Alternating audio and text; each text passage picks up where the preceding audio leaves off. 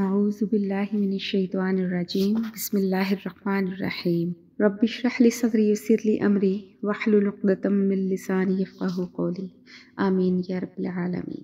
آج کی آیات شروع کرنے سے پہلے میں تھوڑا سا ان کا بیک گراؤنڈ آپ کو بتا دوں کہ جب یہ آیات نازل ہوئیں تو اس وقت مدینہ میں کیا حالات تھے جن کی پیش نظر اللہ تعالیٰ نے پھر یہ احکام نازل فرمائے۔ مدینہ میں مالی لحاظ سے، علمی اور سیاسی لحاظ سے یہود کا بہت زیادہ تسلط تھا۔ نبی پاک صلی اللہ علیہ وسلم جس وقت ابھی مدینہ تشریف نہیں لے کر گئے تھے ہجرت کر کے، تو اس وقت مدینہ میں یہودی ہی بہت زیادہ اپنا اثر رسوخ رکھتے تھے۔ مشرکین کے دو خاندان تھے، اوس اور خزرج، اور دونوں زمیندار تھے۔ ان کی زمینیں اور باغات بہت زیادہ تھے، لیکن یہود کے پاس بھی باغات اور زمینیں زیادہ تھیں، مگر تجارت پر ان کا غلبہ تھا۔ تو جو ایسے لوگ اپنا جو خرچہ پورا نہیں کر سکتے تھے تو وہ ان میں سے کچھ لوگ اپنے بچے یہود کے حوالے کر دیا کرتے تھے کہ تاکہ ان کا خرچہ بھی پورا ہو جائے اور ان کی تعلیم کا خرچہ بھی پورا ہو جائے۔ تو جب نبی پاک صلی اللہ علیہ وآلہ وسلم تشریف لے گئے، اسلام پھیلا، تو جن کے بچے یہودیوں کے ہاں پرورش پا رہے تھے تو ظاہر ہے کہ ان پر بھی یہودیت کا رنگ چڑھا ہوا تھا۔ ان میں ایک صحابی تھے جن کا نام تھا ابو الحسین، حسین یہ صاد کے ساتھ ہے، تو ان کے دو لڑکے بھی عیسائی ہو گئے، بالغ تھے، تجارت کرتے تھے۔ تو ان کے جو گھر والے مسلمان ہو چکے تھے تو انہوں نے چاہا کہ ہمارے بیٹے بھی اسلام میں آ جائیں۔ کافی انہوں نے زور لگایا، مارا پیٹا، سزائیں دیں، لیکن وہ لوگ مسلمان نہیں ہوئے۔ اسی طرح سے مدینہ سے یہود کو جب خیبر کی طرف جلا وطن کیا گیا تو اس وقت بھی جو بچے ان کے ہاں پرورش پا رہے تھے تو وہ ان کو ساتھ لے گئے۔ تو اب مسلمان یہ چاہتے تھے کہ ہمارے بچے ہمارے ہاں واپس آ جائیں اور مسلمان ہو جائیں، لیکن نہ تو وہ بچے اسلام لانے کو تیار تھے نہ ہی واپس آنے کو۔ تو اس موقع پہ نبی پاک صلی اللہ علیہ وآلہ وسلم سے دریافت کیا گیا کہ اب ہم کیا کریں؟ ہمارے بچے ہیں، کوئی یہودی ہے، کوئی عیسائی ہے، اور ہم جتنا بھی زور لگا رہے ہیں وہ ایمان کی طرف نہیں آتے۔ تو اس موقع پہ یہ آیات نازل ہوئی، لا اکراہ فی الدین، کہ نہیں ہے کوئی جبر دین میں، قد تبین الرشد، واضح ہو چکی ہے بھلائی، من الغی، گمراہی سے، کہ دین میں کوئی جبر نہیں ہے، کوئی سختی نہیں ہے۔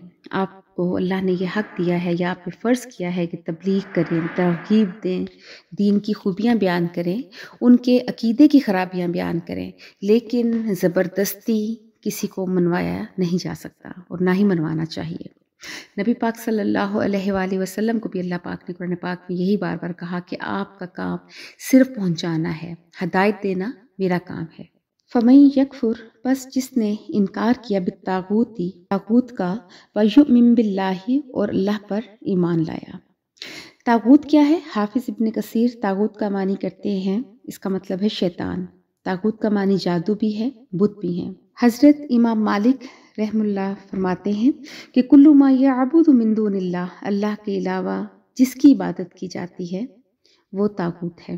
جیسے جب دریا میں پانی اپنی حدود سے باہر نکل جاتا ہے تو اس کو ہم کہتے ہیں کہ طغیانی آ گئی ہے۔ تو اسی طرح جو بھی انسان اللہ کی حدود بندگی سے تجاوز کر جاتا ہے وہ طاغوت ہے۔ کہ اللہ نے جو حدیں ہمیں بتا دی ہیں کہ اسلام میں کیا کیا حد ہے، جب بھی ہم ان سے تجاوز کریں گے تو ہم اللہ کی نافرمانی کرتے ہوئے طاغوت کہلائیں گے۔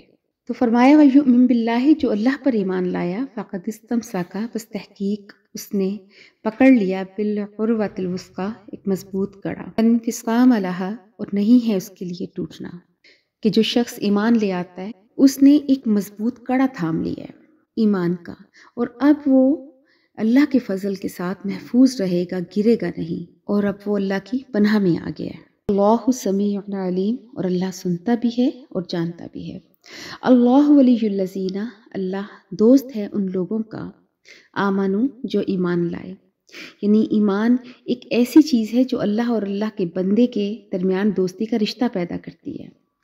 یخرجہم، وہ نکالتا ہے ان کو، من الظلمات، اندھیروں سے، اندھیرے یعنی کہ کفر، شرک اور برائی کے اندھیروں سے نکالتا ہے۔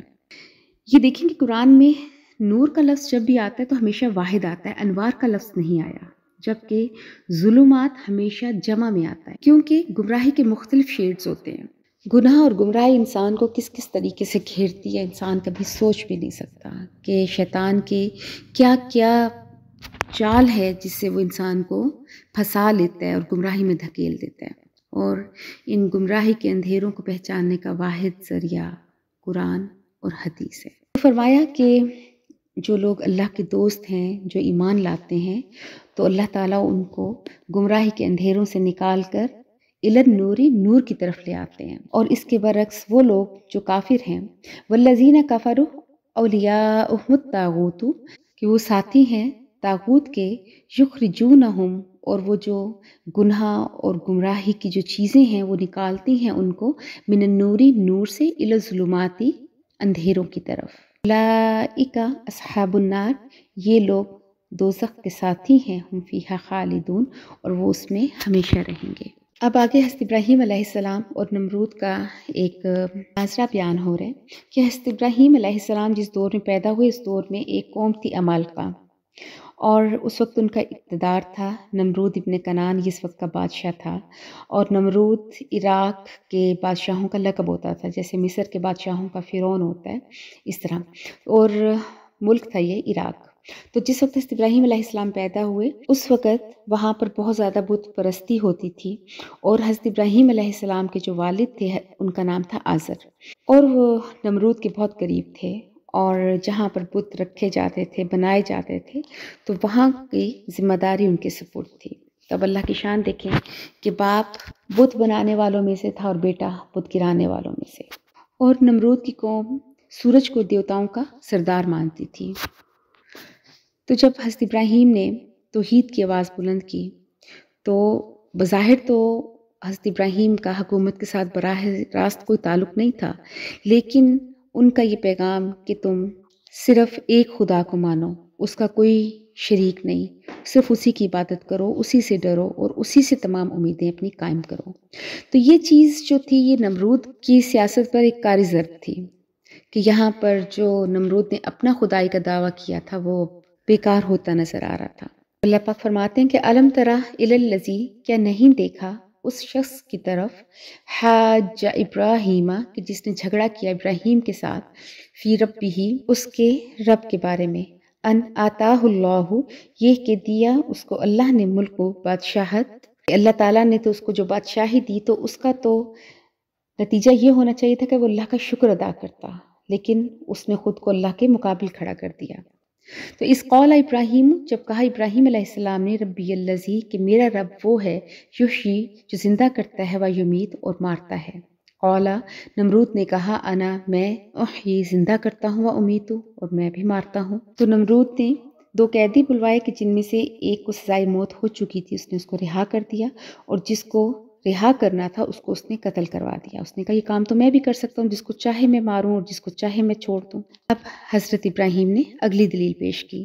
قال ابراہیم، کہا حضرت ابراہیم علیہ السلام نے، فإن اللہ، پس بے شک اللہ، یأتی، لاتا ہے، بالشمس، سورج کو، من المشرقی، مشرق سے، فأتی، پس لا تو، بہا، اس کو، من المغربی، مغرب سے، کہ اللہ پاک سورج کو مشرق سے نکالتے ہیں تو تم مغرب سے نکال کے دکھا دو۔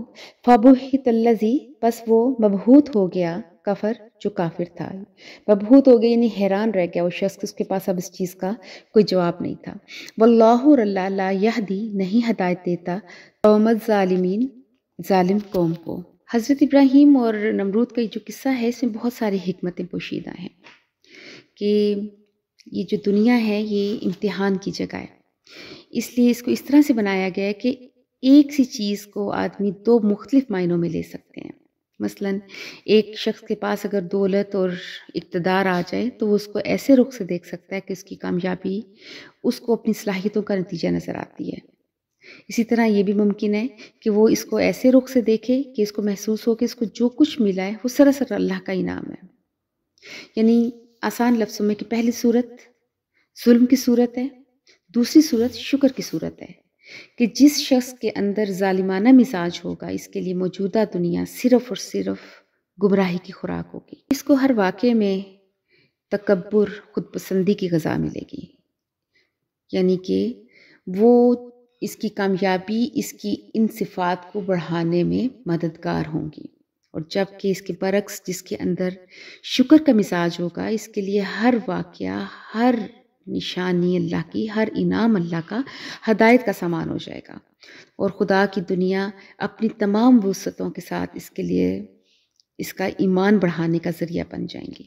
جو میں اکثر کہتی ہوں کہ جب آپ قرآن کو سمجھ کے پڑھتے ہیں اور جب اللہ کے ساتھ اپنا ایک تعلق بنا لیتے ہیں تو دنیا کی ہر چیز اللہ کی آیت بن جاتی ہے، اور دنیا کو دیکھنے کا نقطہ نظر انسان کا بدل جاتا ہے۔ اس کو ہر چیز میں اللہ نظر آتا ہے، اس کو ہر چیز میں بس یہی فکر رہ جاتی ہے کہ میں کہیں اللہ کے نافرمانی تو نہیں کر رہا، میں کہاں غلط ہوں، میں کہاں صحیح ہوں، کہیں میں تو کسی سے زیادتی نہیں کر رہا۔ مختصر یہ کہ بس اللہ ہی رہ جاتا ہے، انسان کی اپنی ذات کہیں گم ہو کے رہ جاتی ہے۔ اب چاہے نمرود ہو یا ایک عام انسان، یہ جب بھی خود کو کچھ سمجھنے لگتا ہے تو جو بھی انسان جب اختیار کو اپنے ہاتھ میں لے لیتا ہے تو وہ اختیار اس کو اس کی گمراہی کی طرف لے کر جاتا ہے، اور وہ پھر خدائی کا دعویدار بن جاتا ہے۔ خدائی کا دعویدار یہ نہیں کہ میں یہ کہوں کہ لوگ میری عبادت کرنے لگ جائیں، عبادت یہی ہے کہ ہم لاشعوری طور پہ چاہتے ہیں کہ ہماری ہی ہر بات کو صحیح تسلیم کیا جائے، لوگ ہماری ہر بات مانیں، ہماری کہیں نفی نہ ہو۔ یہاں ہم اپنی ذات کی پرستش کرنا شروع کر دیتے ہیں، اور یہ بھی شرک کی ایک قسم ہے۔ اب یہ پرستش چاہے ہماری اپنی ذات کی ہو یا کسی اور انسان کی ہو، اللہ کے ہاں یہ قابل قبول نہیں ہے۔ تو اللہ پاک ہمیں ان گمراہیوں کو پہچاننے کی توفیق عطا کرے اور پھر ان گمراہیوں سے بچنے کی توفیق دے۔ آمین۔ وآخر دعوانا ان الحمد للہ رب العالمین۔